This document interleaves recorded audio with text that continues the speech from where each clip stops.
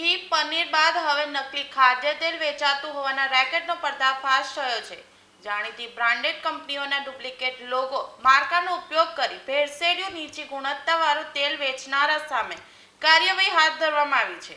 લિંબાયત વિસ્તારમાંથી પોલીસે રેડ કરીને 8 વેપારીઓને ત્યાંથી 54 ડબ્બા ઝડપી પાડ્યા છે। બ્રાન્ડેડ કંપનીના નામે તેલનું વેચાણ કરવામાં આવતું હોવાનું સામે આવ્યું છે।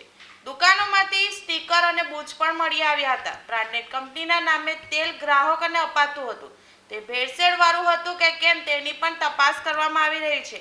NK proteins private limited Tirupati કપાસિયા તેલના લેબલ તથા બૂચની કોપી કરવામાં આવી હતી, જે ડુપ્લિકેટ તેલના ડબ્બા પર લગાવી દેવાતા હતા, જેથી કોપીરાઇટના લેબલનો ગેરકાયદે દુરુપયોગ કરી કોપીરાઇટ લેબલવાળું તેલ બજારમાં વેચાણ કરનાર આરોપીઓ સામે ગુનો નોંધી વધુ તપાસ હાથ ધરી છે। મારું નામ રૂપેશ વોરા છે। હું સુરત એડિબલ ઓઇલ એસોસિએશનનો પ્રેસિડેન્ટ છું। સાહેબ, આજ રોજ શું ઘટના બની?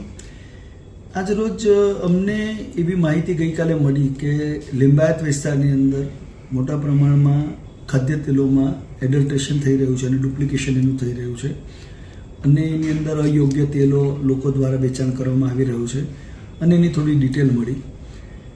એક જાગૃત નાગરિક તરીકે અને એક વેપારી એસોસિએશન રીતે અમે લોકોએ નક્કી કર્યું કે આપણે એ બાબતમાં ઘટતું પગલાં લેવા જોઈએ, જેથી ડીસીપી ઝોન 2 ભગીરથ સાહેબને, ગઢવી સાહેબને અમે સંપર્ક કર્યો અને સાહેબે વાતની સંવેદનશીલતા જાણી અને તરત જ અમને કહું કે આ બાબતમાં જે કોઈ સપોર્ટ જોઈશે એ અમે પ્રોવાઈડ કરશું। અમે આજ સવારને એમની પાસે પોલીસ માંગી તો એમણે પોલીસ આપી।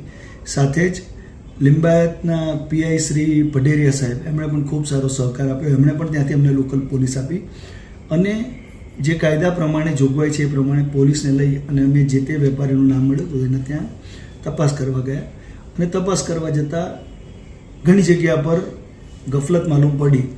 8 જેટલા વેપારી ત્યાંથી ડુપ્લિકેટ તેલો અમને મળ્યા છે, જેની અંદર 200 થી 250 જેવા એની ઉપરના સ્ટીકર્સ છે કે 200-250 જેવી કેપ્સ્યુલ્સ એની ઉપર જે ડબ્બા પર લાગતી હોય છે તે મળી।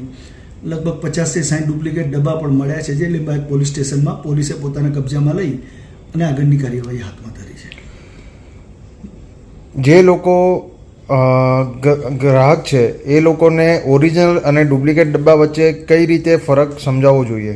જો આપ સામાન્ય નાગરિક તરીકે આ બધાની ફરજમાં પણ આવે છે અને હું આપના માધ્યમથી ખૂબ મને આનંદ થશે જણાવતા માટે, કોઈ પણ ગુજરાતની અંદર ખાદ્ય તેલનો નવો ડબ્બો જે આપ ભરવા માટે, ખાવા માટે નવો ડબ્બો લો છો, એની અમુક સાઇન છે।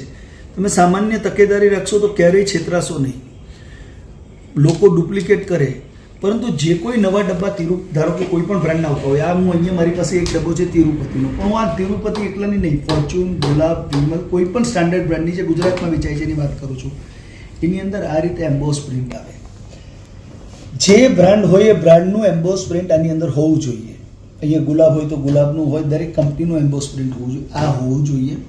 બીજું કે એની ઉપરની જે કેપ્સ્યુલ છે, અહીંયા જરા ફોકસ કરજો, આ કેપ્સ્યુલ છે, જે ડુપ્લિકેટ ડબ્બા હોય, કેપ્સ્યુલ ઓરિજિનલ ન હોય તો આને ઘસવામાં આવે તો આ વચ્ચે જે નામ લખેલું છે, ભલે તે ગુલાબ લખ્યું હોય, ફોર્ચ્યુન લખ્યું હોય, ગમે તે લખ્યું હોય તો એ નામ નીકળી જાય। ઓરિજિનલ ડબ્બાની અંદર આ નામ નહીં નીકળે, એટલે કે ડબ્બો ડુપ્લિકેટ કરવાવાળા। અને ત્રીજી વસ્તુ, જ્યારે આપ ડબ્બાને જુઓ તો ડબ્બાના ફિનિશિંગ પરથી જ આપણને ખ્યાલ આવી જશે કે આ ડબ્બો રીપેક થયેલો છે, ફ્રેશ છે।